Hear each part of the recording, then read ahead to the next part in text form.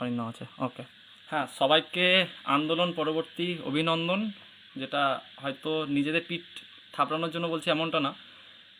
আশা করি আপনারা সকলে দেখেছেন এবং সবাই বুঝতে পেরেছেন যে ঐক্যবদ্ধ বা সংঘবদ্ধভাবে যদি আমরা একটা আন্দোলন করতে, হ্যাঁ, যদি আমরা একটা ঐক্যবদ্ধ বা একটা সংগঠিত আন্দোলন করতে পারি, তাহলে আমরা যে কি প্রভাব গড়ে তুলতে পারি কলকাতার বুকে, সেটা আশা করি আপনারা বুঝতে পারছেন, মানে গত দিনে দেখেছেন। তো আজকে লাইভের কারণটা হচ্ছে মূলত যে কারণে আসা, যে এই যে আমরা এত বড় একটা আন্দোলন করলাম, এত কিছু করলাম, করার পরে দিনের শেষে আমরা মানে কি পেলাম বা আমরা কতটা প্রভাব ফেলতে পারলাম, এই বিষয়গুলো আপনাদের কাছে তুলে ধরার জন্যই লাইভের মূলত ইস্যুটাই হচ্ছে এটা। এবং পরবর্তী আমরা কি করব সেই বিষয়টাও আশা করি আপনাদের কাছে তুলে ধরা উচিত। সেজন্যই আজকের এই লাইভ। কারণ অত বড় ভিড় আমরা যখন একসাথে এসেছি, তারপর আমরা ছত্রভঙ্গ হয়ে যাই, একে অপরের দিকে যে যেমন পেরেছি শেষে বাড়ি এসেছি, সবারই সাথে যে শেষ মুহূর্তে যে আমরা কথা বলতে পেরেছি এমনটা হয়নি। তো একটা জনসংযোগ বলুন বা আমাদের সবারই সাথে একটা কমিউনিকেশন গ্যাপ যেটা বলুন সেটা রয়েছে। তো সেই জায়গাটা কাটানোর জন্য এই লাইভে আসা। এবার বিষয়টা হচ্ছে যে আমাদের যখন আন্দোলন শুরু হওয়ার পরে আমরা কয়েকটা বিষয়ে সমস্যা দেখি, যেটা আমার নজরে পড়েছিল। যে এত বড় ভিড়, সবাই নামছি মেট্রো থেকে, একটা দিশাহীনভাবে যাচ্ছি, কিন্তু একটা কমিউনিকেশন গ্যাপ, কি করব কি করব না, কি হবে কি হবে না, এই জায়গাগুলো আমার নিজের মনে হয়েছে যে সেই দিন আমাদের একটা প্রভাব ফেলেছিল।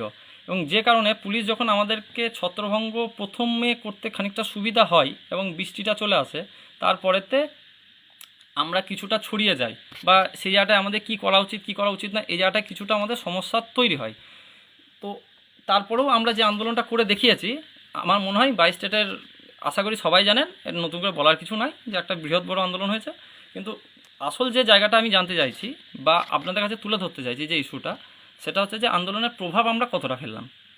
দেখুন, প্রভাব পড়েছে, তার জন্য অনেক রাজনৈতিক ব্যক্তিত্ব, আমি কারোর নাম নিতে চাইছি না, তারা আমাদের আন্দোলন সম্পর্কে অনেক মন্তব্য বা তাদের কমেন্ট বা তাদের ভিউ জানিয়েছেন, যেটা অনেকটাই সদার্থক। এবং আমরা মানে কৃতজ্ঞ যে তারা তাদের ভিউ দিয়েছেন। কিন্তু হ্যাঁ, অবশ্যই আমরা এটাও খেয়াল রাখবো যে আমাদেরকে যেন আবার তারা রাজনৈতিক মানে তাদের ব্যাটল ফিল্ডটা আমাদের ওপর দিয়ে যেন না যায়, সেটা অবশ্যই কখনোই হবে না, সেটা কাম্যও না, সেটা আমরা করবও না। কিন্তু এবার বিষয়টা হচ্ছে এটা যে যদি আমরা আরও বেশি সফলতা বের করতে পারতাম, বা আমরা যদি 22 স্টেটের নিয়োগ নোটিফিকেশান কেন নাই এই বিষয়টা যদি আরও বেশি করে তুলে ধরতে পারতাম, তাহলে হয়তো শাসক দল বা কোনো পার্টি থেকে যারা মিডিয়ার কাছে কথা বলেন, তাদের তরফ থেকেও কিন্তু একটা কিছু সদার্থক বার্তা হয়তো আসতো, যেটা কিন্তু আমরা পাইনি। এই জায়গাটা আমার নিজের মনে হচ্ছে যে একটা খামতি। কারণ দেখবেন যে অনেক ক্ষেত্রেই বিরোধী দল বা এরা যদি কিছু কথা বলে, পাল্টা কিন্তু একটা উত্তর শাসক দল বা সরকারের পক্ষ থেকে কিছু একটা আসে, সেরকম কিন্তু আমরা কোনো রূপ কোনো বার্তা কোথাও কিচ্ছু পাইনি। তো এই জায়গাটা আমরা কিভাবে করলে আরেকটু ইমপ্রুভ হতে পারতো, যেটা এখনও হওয়ার সময় আছে, হয়তো সেগুলোই বলতে চাইছি আপনাদের কাছে। দেখুন, আমরা কতজন টেট পাস আছি, 50,000, মানে 52,149, একটা রাবলি ধরুন 40,000 50,000 এরকম কিছু। তো এই বিষয়টা যদি আমরা নিজেদের ফেসবুক ওয়ালে পোস্ট করি, তাহলে আমরা গড়ে যদি 500 জন করে ফ্রেন্ড থাকে, তাহলে দেখুন ওই 50,000 যদি পোস্ট করে, তখন 2.5 কোটি মানুষের কাছে পৌঁছাচ্ছি। কিন্তু আমাদের আন্দোলন আমরা কতজনের কাছে পৌঁছাতে পেরেছি? এটা ঠিক, আমরা একটা ভালো ভিড় নিয়ে গেছি, প্রশাসনের নজরে পড়েছি, সবারই নজরে এসছে, কিন্তু আমরা এটা সামাজিক ইস্যু কতটা বানাতে পারলাম, এই জিনিসটা আমার নিজের মনে হয়েছে যে এটা আমাদের খামতি। এই জায়গাটা আমাদের রিকভারি লাগবে। এটা কোনো অ্যাডমিন বা কেউ না, যিনি টেট পাস করেছেন, এই লাইভটা যিনি দেখছেন, এটা তারই নৈতিক দায়বদ্ধতা, তারই নৈতিক কর্তব্য যে বিষয়টাকে চারিদিকে ছড়িয়ে দেওয়া। চারিদিকে ছড়াতে গেলে কি লাগবে? একই জিনিস বা একই বিষয়, এই ইস্যুটা নিজের ফেসবুক ওয়ালে পোস্ট করুন। সাপোজ এই যে আমরা যে 3,000 জন ওখানেতে উপস্থিত হয়েছি, কি 5,000 জন, যে সংখ্যাটাই হয় না কেন, তারা যদি নিজেদের ফেসবুক ওয়ালে পোস্ট করে, তাহলে দেখুন কতজনের কাছে পৌঁছে যাবে। এবার আমরা যদি 52,000 জন 50,000 জন যদি পোস্ট করি, তাহলে দেখুন 2.5 কোটি মানুষের কাছে পৌঁছে যাবে যে হ্যাঁ, এই মুহূর্তে রাজ্যের প্রাথমিকের শিক্ষার অবস্থাটা এরকম হালে রয়েছে, যেখানে সরকারের তরফ থেকে বিভিন্ন জায়গায় বিভিন্ন বিষয়ে এরকম বলা হচ্ছে। বা সেদিন আন্দোলনের দিনেও দেখলাম প্রশাসনিক অনেক ব্যক্তি বলছে টেট পাস মানে তাদেরকে মানে ওইসব মান্য। হ্যাঁ, তাদেরকে কিভাবে বোঝাবো যে এই সরকারের আমলেই প্রচুর টেট পাস চাকরি পেয়েছে। যদি বলি প্রাইমারিতে চাকরি দিয়েছে প্রায় 74,000, 11,000-এর আপনি প্যানেল পাবেন লাস্ট যেটা হয়েছে, মানে টোটাল যদি 85,000 নিয়োগ দিয়ে থাকে, যদি আপনি 2011 থেকে সমস্তটা কাউন্ট করেন, তাহলে হয়তো আমাদের মোট কত নিয়োগ হয়েছে প্রাইমারিতে 85,000 আমাদের ওয়েস্ট বেঙ্গলে। তার মধ্যে আপনি 11,000-এর প্যানেল পাবেন, বাকি 74,000-এ কিন্তু কোনো প্যানেল আপনি পাবেন না। এটা হচ্ছে বিষয়। তাহলে এই যে 74,000 প্যানেল নাই, তাহলে সেই চাকরিগুলোতে যে বিক্রি, যে চোরগুলোকে গভর্নমেন্ট বিক্রি করছে, সেই ভ্যাকেন্সিগুলো তো একটা আদতে তো আমাদেরই ছিল, যেটা আমরা অ্যাকচুয়ালি পাইনি, যেগুলো ফাঁকা ছিল, যেটা 3 বছর ধরে আমরা বসে রয়েছি। এবং এই যে আন্দোলন হয়েছে, এর থেকেও বড় আন্দোলন আমাদেরকে সংগঠিত করতে হবে, এবং সংগঠিত করার জন্য যে জিনিসগুলো করতে হবে সেটা সাধারণকে এগিয়ে আসতে হবে। সত্যি কথা বলতে সেই দিন আমার একটা জিনিস দেখে খুব ভালো লেগেছে, যে একজন হবু শিক্ষকের যে ম্যাচুরিটি লেভেলটা থাকা দরকার, তারা সেটা রাজপথে দেখিয়েছে। পুলিশ প্রশাসন তাদের ওপর নির্যাতন করেছে, তাদের সাথে খারাপ ব্যবহার করেছে। অনেক মহিলা সহযোদ্ধা যাদের সাথে মহিলা পুলিশ নাই, কিন্তু তাদেরকে খারাপ আচরণের সাথে পুলিশ টেনে হিজড়ে গাড়িতে তুলছে, যেটা কখনোই কাম্য ছিল না। তার থেকেও বড় খারাপ জিনিস, আমাদের দেশের যেটা ন্যাশনাল ফ্ল্যাগ, সেটাকেও পর্যন্ত পুলিশের আধিকারিকরা ঠিকভাবে ট্রিট করছে না। এটা কি, তার কি এটাই মানে ইমপ্লিমেন্টেশন? মানে এই প্রশ্নটা থাকলো তাদের কাছে, কারণ তারাও তো দেখবে লাইভ, এটা যাবে তো তাদের কাছে। আর এর থেকেও বড় বিষয় হচ্ছে যেটা আমাদের, সেটা হচ্ছে যে এরপরে আমরা কীভাবে ভিড় বাড়াবো, এই ব্যাপারে কার কি মতামত, ভিড় বাড়ানোর জন্য কি লাগবে সেগুলো ভাবুন এখন থেকে। হয়তো সময় বেশি দিন আমাদের হাতে নাই, বিধানসভা ভোট পেরিয়ে গেলে আমাদের কিচ্ছু হবে না, এটা আপনারাও জানেন, আমরাও জানি। একটা ভালো ভ্যাকেন্সি, ন্যূনতম 50,000 শূন্য পদের নোটিশ যদি আমাদের না বেরোয়, আমাদের কিচ্ছু হবে না। তো সেই জায়গা থেকে ভিড় বাড়ানোর জন্য যদি ছোটো কোনো স্টেপ নেওয়া দরকার থাকে, আমাদেরকে নিতে হবে। এবং আপনাদের যার যা পরামর্শ এখানে লিখুন, বা বাকিরা নিজেদের দায়িত্ব কাঁধে তুলে নিন। এবং আরেকটা জিনিস যেটা মনে হচ্ছে, আমাদের ভলেন্টিয়ারের সংখ্যা বাড়ানো দরকার। ভলেন্টিয়ারের সংখ্যা যদি না বাড়াতে পারি, তাহলে কিন্তু আমাদের পরবর্তীতেও এই গতদিন যে সমস্যাটা হয়েছে, সেই সমস্যা আবার হবে। তো সেই জায়গা থেকেই বলার যে, আগের দিন যেটা লাইভে শিয়ালদা থেকে বলেছিলাম যে এই দিনকে 3,000 এসছি, পরের দিন 30,000 আসবো। তো সেই 30,000-এর জন্য যেটা লাগবে সেটা আমাদের করতে হবে, এবং যে যেখানে থাকবে এটা প্রত্যেকের দায়িত্ব। ভিড় কীভাবে বাড়াতে হবে সেটা দেখার দরকার পড়লে ব্লক ওয়াইজ হোয়াটসঅ্যাপ গ্রুপ বানান, মহকুমা ওয়াইজ হোয়াটসঅ্যাপ গ্রুপ বানান। প্রয়োজনে যে রুট ধরে কলকাতা আসেন, সে ট্রেনের রুট ওয়াইজ হোয়াটসঅ্যাপ গ্রুপ বানান। যে স্টেশন থেকে চাপবেন, সেই স্টেশন ওয়াইজ হোয়াটসঅ্যাপ গ্রুপ বানান, যাতে কী হয় যে আমরা সবাই একটা জায়গায় আসবে, সে আসাটা যেন আমাদের প্রয়োজন হয়। এই জায়গাগুলো আমাদের লাগবে, না লাগলে আমরা পারবো না। তার থেকেও বড় কথা, আমরা কি জানি এতদিন যে 100 মানে বিএনএস 163, যার মধ্যে নাকি ভিড় করা যায় না, এইসব অনেক কিছু। তো পুলিশ প্রশাসনের অবস্থাটা এমনই, সেই দিনকে দেখছিলাম যে তার বাইরে বসে থাকলেও পুলিশ প্রশাসন তাড়াচ্ছে।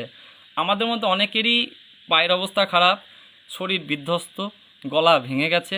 অনেকেই অনেক রাত্রেবেলায়, যারা আমাদের সহযোদ্ধারা রয়েছেন, বাড়ি পৌঁছেছেন। হয়তো ক্লান্তি আছে, কিন্তু মনের মধ্যে আশা করি আমাদের কারোর ক্লান্তি নাই। মানে এইটুকু আমরা শপথ নিয়েই ফিরে এসেছি যে আবার রাজপথে যাব, এর থেকেও বড় আন্দোলন করব, এবং তার থেকেও বড় ভিড় নিয়ে গিয়ে মাননীয়ার কাছে জানতে চাইব যে আমাদের দোষটা কি, অপরাধটা কি। এটা আমাদের জানা লাগবে মানে লাগবে। কীভাবে লাগবে আমি বুঝি না। এবং ভিড় চাই, 30,000 মানে 30,000ই চাই। 52,000 আছে মানে 52,000কে রাস্তায় আসতে হবে। চাকরি ইন্টারভিউ দিলে কি তারা কি সেই দিন আসবেন না? অবশ্যই তো আসবেন। তাহলে কেন আসবেন না, এর উত্তর তো লাগবে। আর একটা বিষয়, যেমন সেই দিনকে আমি দেখছিলাম যে অনেক সময় পুলিশের তরফ থেকে আমাদের মধ্যে কাউকে হয়তো নিয়ে যাওয়া হচ্ছে বা কিছু করা হচ্ছে, অনেকে দেখছি সেইটাকে দেখে ভয়ে পিছিয়ে আসছেন। পিছিয়ে এসে কী হবে আপনি বলুন না, পিছিয়ে আসার কারণ কি আমার মাথায় ঢুকলো না। অন্তত মানে 70% পিছিয়ে আসছিলেন, পিছিয়ে আসার কারণ কি? পিছিয়ে এসে কী সুবিধা? আরে কতজনকে ধরবে? ধরুক না 3,000 জন, হ্যাঁ 3,000 জন জেলে যাবো, চলেন, কী হবে? 5,000 জন জেলে যাবো, কী হবে?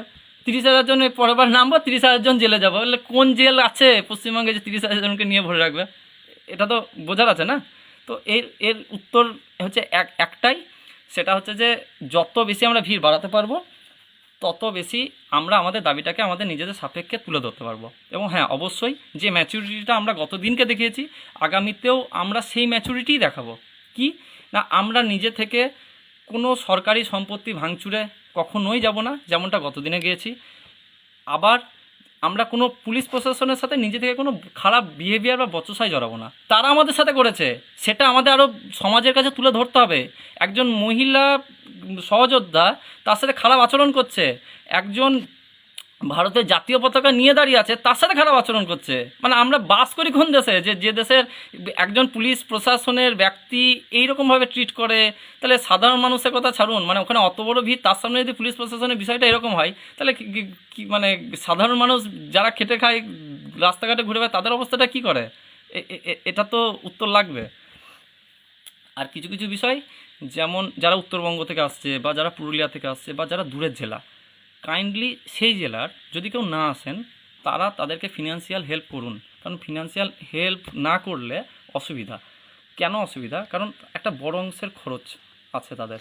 তো এটা এমন নয় যে কোনো গ্রুপে জানানো বা গ্রুপ ওয়াইজ হওয়া বিষয়টা সেটা না, অ্যাটলিস্ট হেল্প করুন, তাহলে সুবিধা হয়। কারণ কি, ভালো টাকা খরচা। আর আবারও আমরা পরবর্তীকালে রাস্তায় নামবো, তো যারা দূরের তাদের কাছে অনুরোধ যে এখন থেকে পয়সা জমাতে লাগুন, কারণ আমরা তো সবাই বেকার, আমরা তো চাইলে যে সঙ্গে সঙ্গে যে পয়সা পেয়ে যাবো এমন তো নয়। তো সেই জায়গাগুলো মানে এখন থেকে একটু জমাতে জমাতে যদি শুরু করি, আশা করি আমরা এর পরবর্তী যখন আমরা পদক্ষেপ গ্রহণ করব বা আবার নামবো, তখন কিন্তু আমরা সেই জায়গাটা আমাদের রিকভারি হবে। তো এটাই বলার ছিল, মূল কয়েকটা বিষয়, যে সবাইকে অভিনন্দন আন্দোলনের। দ্বিতীয়ত হচ্ছে যে আমাদের সাথে যে খারাপ আচরণগুলো হচ্ছে, যে আমাদের যে বিষয়টা সেটাকে সামাজিক দাবি হিসাবে তুলে ধরা উচিত, এবং সেটার জন্য প্রত্যেকে নিজের ফেসবুকে পোস্ট করুন। আপনার ফেসবুক ওয়ালে যে যে কজন ফ্রেন্ড আছে তারা তো দেখবে। আমরা 52,000 আছি, 52,000 যদি ওটা পোস্ট করি 2.5 কোটি মানুষের কাছে পৌঁছাবো। আমরা কিন্তু সামাজিক ইস্যু বানাতে পারিনি। আমরা গেছি, নিউজে কিছু হেডলাইন হয়েছি একদিনের জন্য, কিছুক্ষণের জন্য, কিছু ঘন্টার জন্য, কিন্তু পরবর্তীকালে আমরা দেখুন আবার ওই সেইগুলোই জাস্ট কিছু ঘুরে বেড়াবে, 2-4 দিন হয়তো ঘুরবে, সে আবার ব্যাস ওই আমাদেরই চেনা পরিচিত মুখগুলো ওই হোয়াটসঅ্যাপ ফেসবুক গ্রুপগুলোতেই, কিন্তু সামাজিকভাবে ওটা ভাইরাল হচ্ছে না, সামাজিকভাবে ওটা ঘুরছে না। সেগুলোকে ছড়িয়ে দিন। এটা যদি না ছড়াতে পারেন তাহলে জানবেন আমাদের আন্দোলনের পরিপূর্ণতা লাভ পাচ্ছে না। পরিপূর্ণতা তখনই পাবে যখন আপনি সমাজের প্রতিটা আঙ্গিকে ওটা পৌঁছাতে পারবেন, তার আগে কিন্তু কখনোই ওটা পসিবল না। তো এটাই বলার, যে সমস্ত মহিলা সহযোদ্ধারা এই আন্দোলনে কিন্তু অনেকে খুব মানে সক্রিয়ভাবে অংশ নিয়েছেন, তো তাদেরকে স্যালুট, যে তারাও অনেকটা ভয় ভীতিকে কাটিয়ে যে আন্দোলনে এসছেন, এটাও একটা ভালো দিক আমাদের আন্দোলনের।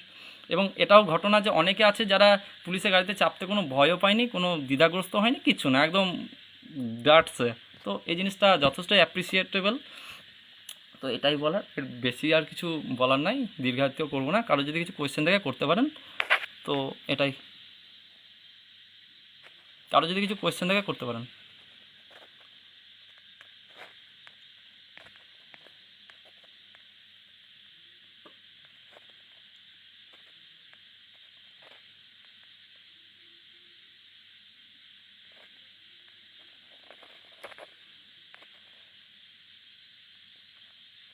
কোনো কোয়েশ্চেন তো দেখলাম না। যাক, ওকে, এটাই বলার ছিল। ধন্যবাদ।